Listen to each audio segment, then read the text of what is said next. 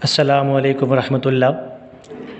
Physics class 9 important numericals part 2 के साथ मैं हूं जाफ़र हसनैन और उम्मीद है कि आपने पार्ट 1 को बड़ा एंजॉय किया होगा। उसी एंजॉयमेंट को आगे बढ़ाते हुए और फ़िज़िक्स को आसान बनाते हुए आपको मज़ीद चैप्टर 1 के जो रिमेनिंग न्यूमेरिकल्स रह गए हैं उनकी तरफ लेके जाना चाहूँगा।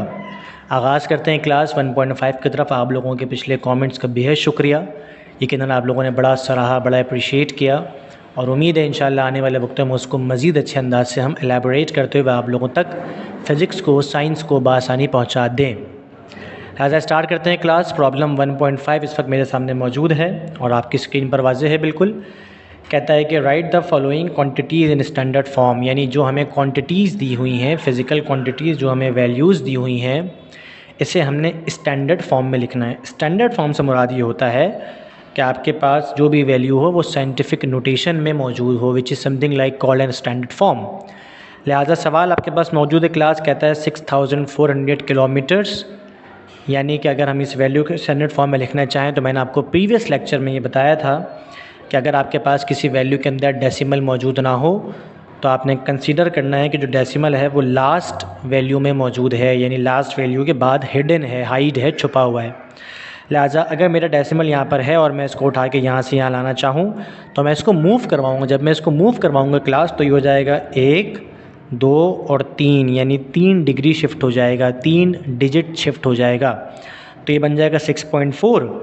तो देखें आपका आंसर आपके पास क्या आ चुका है, 6.4। और चूँकि मैंने 3 मरतबा 3 प्लेसमेंट उसकी बैक पर मूव करवाई थी, तो बताया था मैंने आपको लास्ट लेक्चर में कि जब भी हम बैक पे लेके जाते हैं, पीछे लेके जाते हैं, तो हम पावर प्लस में लगाते हैं। चूँकि हम 3 पीछे लेके गए थे तो पावर 3 प्लस में लग जाएगी। ये बन जाएगा 6.4 मल्टीप्लाई 10 की पावर 3 किलोमीटर्स। ठीक है बेटा, उम्मीद है चीज़ें बहुत आसान अंदाज में आप तक पहुंच गई हैं। आगे मूव करवाते हैं। हमारे पास जो हमारा नेक्स्ट क्वेश्चन है वो है 3,80,000 किलोमीटर। ये क्वान्टिटी उन्होंने आपको दे दी है और क्या कह रहा है कि आपको किस में लिखना है, इसको स्टैंडर्ड फॉर्म में लिखना है। जब आपने इसको कन्वर्ट करना है, वही वाली बात, same logic, same technique, same strategy, no issue at all, very simple exactly. तो चूँकि मेरे पास इस वक्त मेरी वैल्यू में डेसिमल मौजूद नहीं है, हम इस डेसिमल को यहाँ से मूव करवाएंगे। कहाँ है आप सबको पता है, हाइड हुआ हुआ है, हिडन है लास्ट वैल्यू के बाद। तो मैं डेसिमल को यहाँ से उठाऊँगा। आप ज़रा गौर से देखिएगा, बहुत प्रिसाइज़ कर कि मेरा डेसिमल अगर यहाँ है और मैं इसको पीछे लेके जा रहा हूँ तो 1, 2, 3, 4, 5, मैं इसको 5 डिजिट पीछे लाया हूँ, यानी मैं इसको इस जगह पे लाया हूँ। तो ये बन चुका है 3.8 मल्टीप्लाई 10 की पावर, चूँकि 5 पीछे लेके गया था तो ये बन गया 5। It becomes 3.8 exponent 5 kilometres. ठीक है क्लास, अगर हम आगे मूव करें तो मेरे पास जो नेक्स्ट वैल्यू है वो है 3 और 3 के बाद मेरे पास टोटल 8 ज़ीरोज़ हैं। तो ये एक क्वेश्चन है। अगर मैं इसको कन्वर्ट करूँ तो चूँकि अभी वाली बात, same logic, same technique, same strategy के इस वक्त मेरे पास डेसिमल मेरा मौजूद कहाँ पर है क्लास, लास्ट में है, हिडन है, हाइड है। मैं इसको यहाँ से उठाऊँगा। जब मैं इसको उठाऊँगा तो मैं इसको यहाँ से पीछे लेके जाऊँगा। देन ऑब्वियस सी बात है कि जब ये यहाँ पर है तो ये 1, 2, 3, 4, 5, 6, 7, 8, यानी 8 डिजिट्स पीछे चला गया। जब ये 8 डिजिट्स पीछे जा चुका है तो ये बन गया 3.0 मल्टीप्लाई 10 की पावर 8। ठीक है, चूँकि 8 पीछे लेके गए थे, पहले बता चुका हूँ आपको, जब पीछे लेके जाते हैं तो हम प्लस में ऐड करते हैं, जब आगे लेके जाएंगे डेसिमल को तो हम माइनस में ऐड करेंगे। तो ये बन गया 3.0 मल्टीप्लाई 10 की पावर 8 ms-1, यानी मिली पर सेकेंड। ठीक है जनाब, या मिली सेकेंड इनवर्स, दोनों बातें ठीक हैं।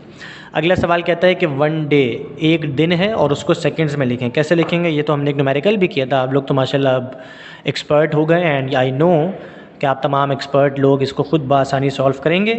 लिहाजा हम देखते हैं। हमने लिखा है स्टैंडर्ड फॉर्म क्या है जनाब, एक दिन में होते हैं 24 घंटे। जब हम उस 24 घंटे को कन्वर्ट करेंगे किस में, सेकेंड्स में, तो जाहिर सी बात है हम स्टेप बाय स्टेप कन्वर्जन करेंगे।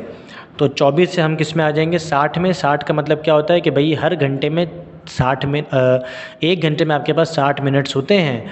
जब आपके पास एक घंटे में 60 मिनट होते हैं तो चूँकि हर मिनट को भी देखना है, लिहाजा हर मिनट में 60 सेकंड होते हैं। तो जब भी हम 8 से सेकंड में जाएंगे आपने याद रखना है कि आपने 60 मल्टीप्लाई 60 लाजमी लिखना है। ठीक है, तो ये बन गया 24 मल्टीप्लाई 60 सेकेंड, तो ये बन गया 86,400 सेकेंड्स। ठीक है, ये हमारे पास हमारा आंसर आ गया। नेक्स्ट मूव करते हैं। इस तरह हमारे वाला पार्ट कंप्लीट हो गया।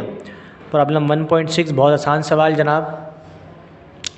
मुलाहिज़ा कीजिएगा, कहता है on closing the jaws of a vernier calliper. आप तमाम लोगों ने वर्नियर कैलिपर देखा हुआ है, जो कि एक फ़िज़िकल मेजरिंग इंस्ट्रूमेंट है जिसके ज़रिए हम मुख्तलिफ़ स्मॉलेस्ट क्वांटिटीज़ की मेजरमेंट करते हैं, उनके लेंथ, विड्थ और डेप्थ को हम देखते हैं।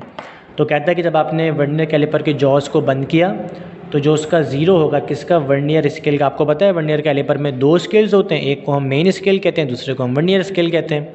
तो जो हमारे पास हमारा वर्नियर स्केल है उसका जो ज़ीरो होगा, अगर वो क्या कहता है, zero of the vernier scale is on the right of its main scale, यानी हमारे पास 2 स्केल्स हैं। सपोज़ करें ये है, सपोज़ करें ये जो ब्लैक मार्कर है क्लास की हमारा मेन स्केल है और ये जो रेड मार्कर है ये हमारा वर्नियर स्केल है। उसने क्या बोला, zero of the vernier scale is on the right of its main. अगर आपका वर्नियर कैलिपर ठीक है और इसमें कोई एरर नहीं है तो इसका मतलब ये होगा कि दोनों स्केल एक दूसरे के साथ कोइंसाइड करेंगे। ये रहा हमारा मेन स्केल, ये रहा हमारा वर्नियर स्केल।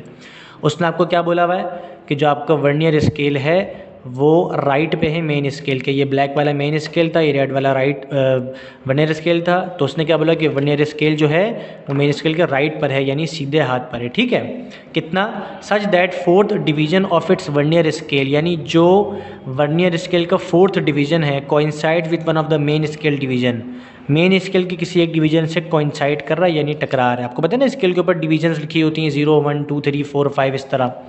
फिर कहता है कि find zero error and zero correction. चूँकि ये दोनों कोइंसाइड नहीं कर रहे हैं, ऑटोमेटिकली आपका जो वर्नियर स्केल है वो मेन स्केल से आगे है, लिहाजा इसके अंदर एरर है। कौन सा एरर है class, that is zero error.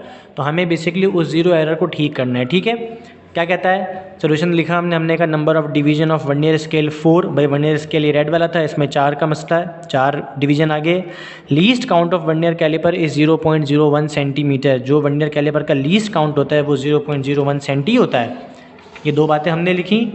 Zero error का फॉर्मूला क्या होता है जनाब, ज़ीरो एरर का फॉर्मूला होता है कि जो हमारे पास वर्नियर स्केल की डिवीज़न है वो लिखना होता है और उसको लीस्ट काउंट से मल्टीप्लाई करवा देते हैं। तो ये बन गया 0.04 सेंटीमीटर। तो यानी जो हमारे पास ज़ीरो एरर था वो इतना था। डन हो गया, बच्चों वाली बात है, ये तो हम बस ऐसी रिवीजन कर रहे हैं, आसान है, कोई इशू नहीं है। फिर कहता है कि as zero of the vernier scale is at the right side of the zero of the main scale.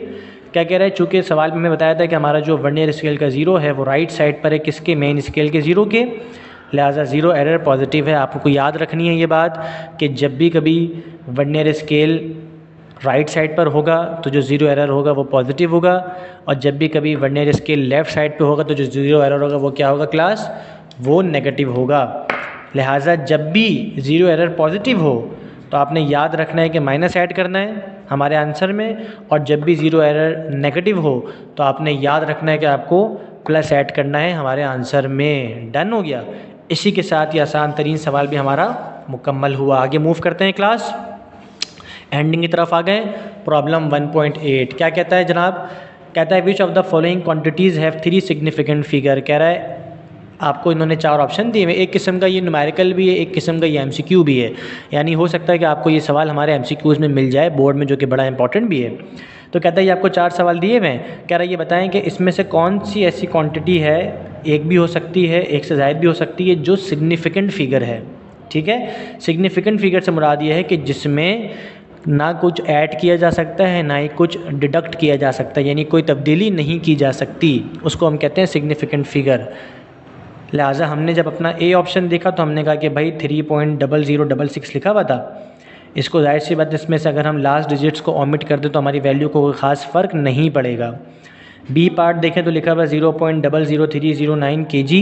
ये जो पूरी की पूरी वैल्यू है इसमें डेसिमल के बाद ज़ीरो है, इसलिए उसको हम ऑफ नहीं कर सकते, और चूँकि एंड में जो वैल्यूज़ हैं वो नॉन ज़ीरोज़ हैं उनको भी ओमिट नहीं किया जा सकता, लिहाजा जो ये वाली वैल्यू है ये हमारी सिग्निफिकेंट फ़िगर है, इसको हम चेंज नहीं कर सकते।